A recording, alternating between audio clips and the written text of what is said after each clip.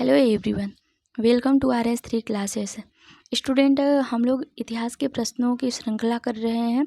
जैसा कि आप लोग जान रहे हैं, कई क्लास इसके पहले मैंने करवा दिया है और ये मोस्ट इम्पॉर्टेंट क्वेश्चन है स्टूडेंट, जो कि बार बार एग्ज़ाम में रिपीटेड होते हैं और आगे भी आने की संभावना है। तो आप लोग इसे ध्यान से देखिएगा। PIQ बहुत ज़रूरी है एग्ज़ाम में स्टूडेंट, तो आप लोग ज़रूर लगा के जाइएगा। और चलिए हम लोग देखते हैं। तो और मेरी क्लास को लाइक, सब्सक्राइब, शेयर, कमेंट ज़रूर करिएगा स्टूडेंट। चलिए पहला प्रश्न हम लोग देखते हैं। इंडिया डिवाइडेड पुस्तक के लेखक थे, तो इंडिया डिवाइडेड पुस्तक के लेखक कौन हैं? तो डॉक्टर राजेंद्र प्रसाद जी हैं, डॉक्टर राजेंद्र प्रसाद। और अगला प्रश्न हम लोग देखते हैं। निम्नलिखित संगठनों में से किसने शुद्धि आंदोलन का समर्थन किया? तो किसने, कौन सा ऐसा संगठन था जिसने शुद्धि आंदोलन का समर्थन किया था? तो वह आर्य समाज था, आर्य समाज। आर्य समाज की स्थापना किसने की थी स्टूडेंट? तो दयानंद सरस्वती जी ने किया था। यह भारत में ईसाई मिशनरियों के विरुद्ध अपना शुद्धि आंदोलन चलाए थे, जिससे मतलब हिंदू धर्म को छोड़कर ईसाई बने लोगों को पुनः हिंदू धर्म में वापस लाया जा सके। इसलिए इन्होंने ये आर्य समाज की स्थापना की थी। ये शुद्धि आंदोलन मतलब चलाए थे आर्य समाज की स्थापना में। तो आप लोग इसे ध्यान दीजिएगा स्टूडेंट, इसमें लिखने का जगह कम है, तो आप लोग ज़रूर ध्यान से सुनिएगा। और अगला प्रश्न हम लोग देखते हैं। मंगल पांडे कहाँ के विप्लव से जुड़े थे? तो मंगल पांडे कहाँ से जुड़े थे? आप सभी को तो पता ही होगा। तो मंगल पांडे बैरकपुर के थे, बैरकपुर के थे।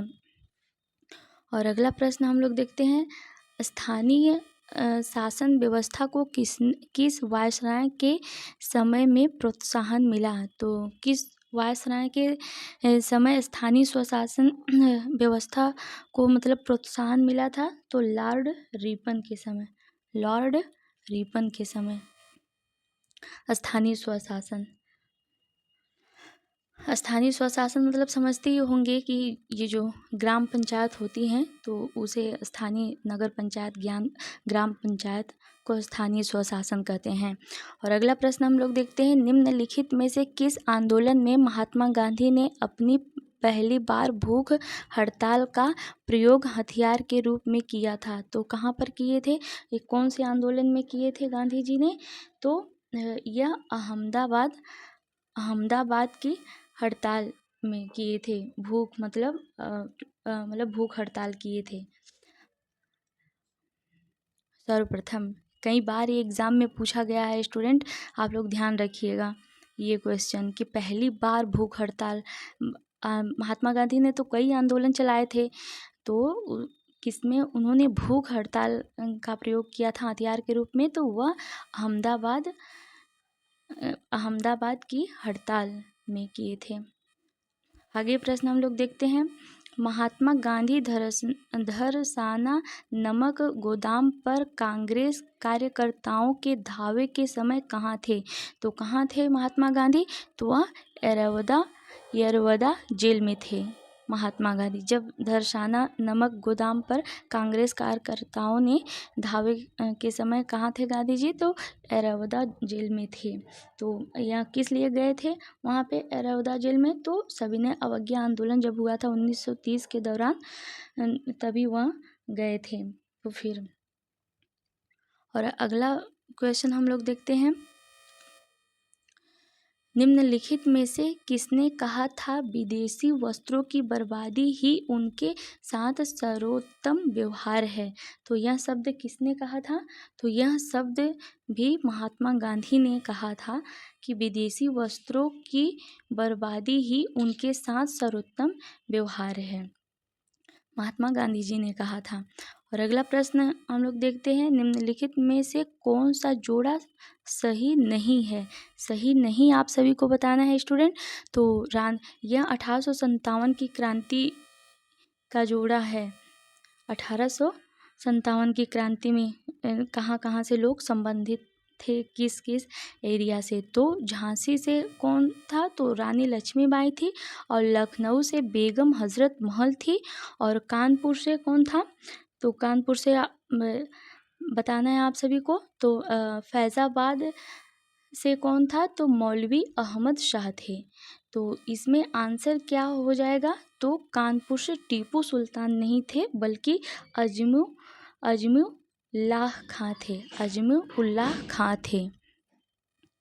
इसे आप लोग ध्यान रखिएगा। और अगला प्रश्न हम लोग देखते हैं, निम्नलिखित में से कौन सा जोड़ा सही सुमेलित नहीं है? यह कृषकों का विद्रोह का है।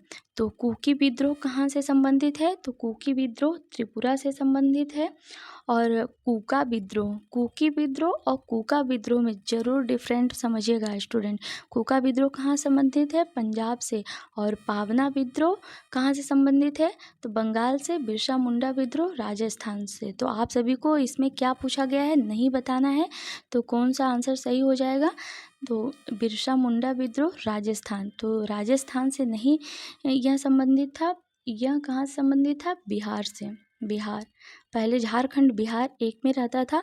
झारखंड भी आ जाए तो भी सही है, बिहार आ जाए तो पर भी सही। बिरसा मुंडा विद्रोह कहाँ से संबंधित था? बिहार झारखंड से।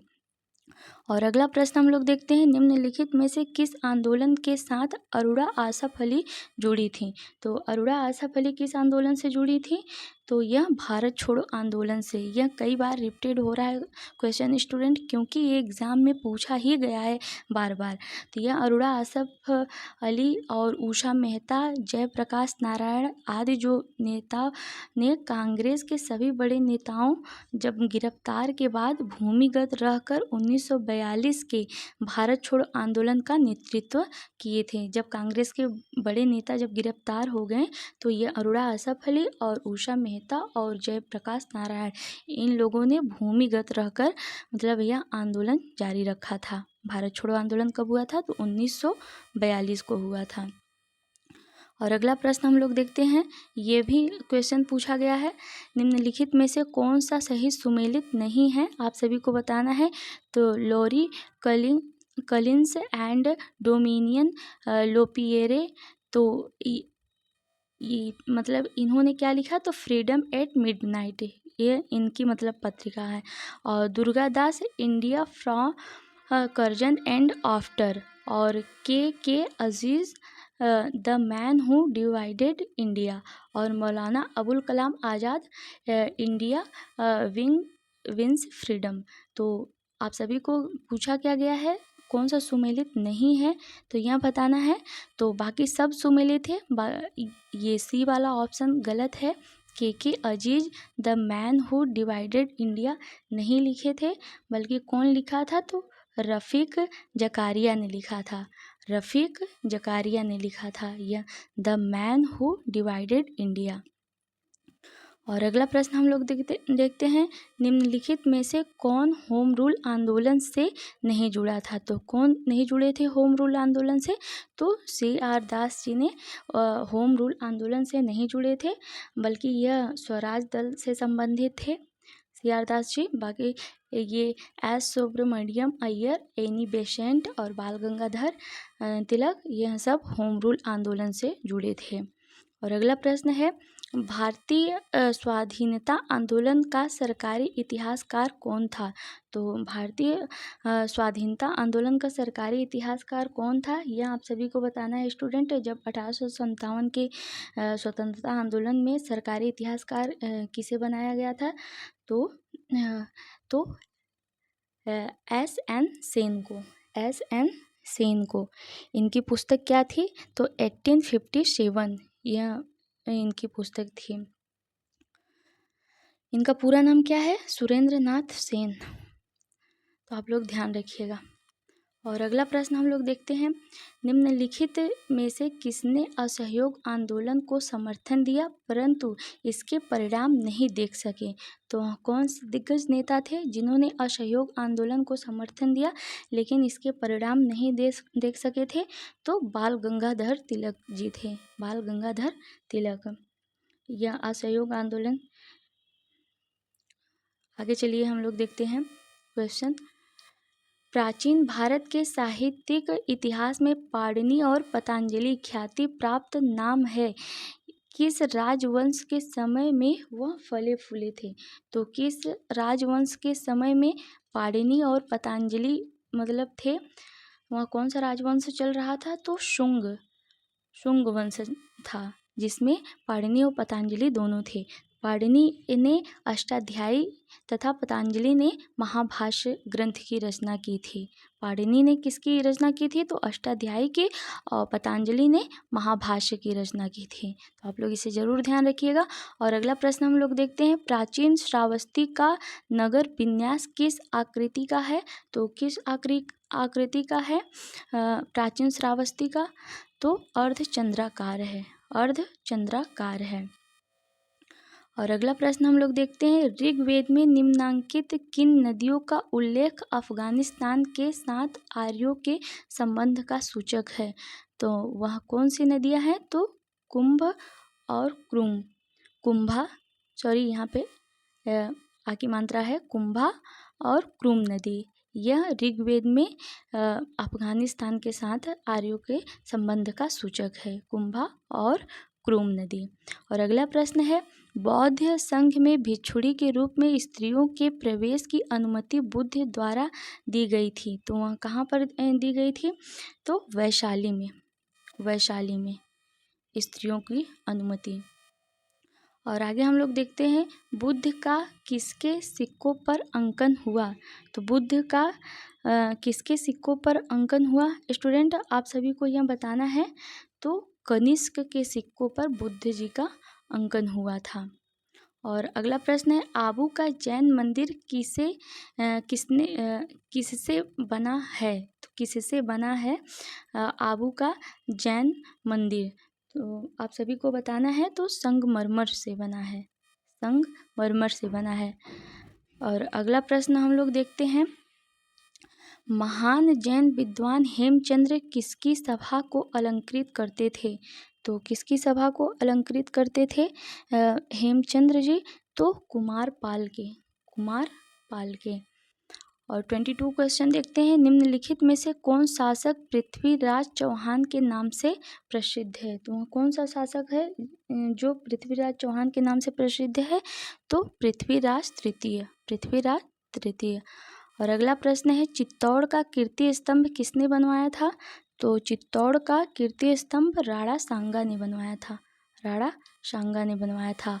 और अगला प्रश्न हम लोग देखते हैं, निम्नलिखित में से कौन एक सही सुमेलित है। तो कौन एक सही सुमेलित है स्टूडेंट, आप सभी को बताना है। तो दिल्ली अब्दुल रहीम खाना का मकबरा है दिल्ली, और ये सब पूरा गलत है।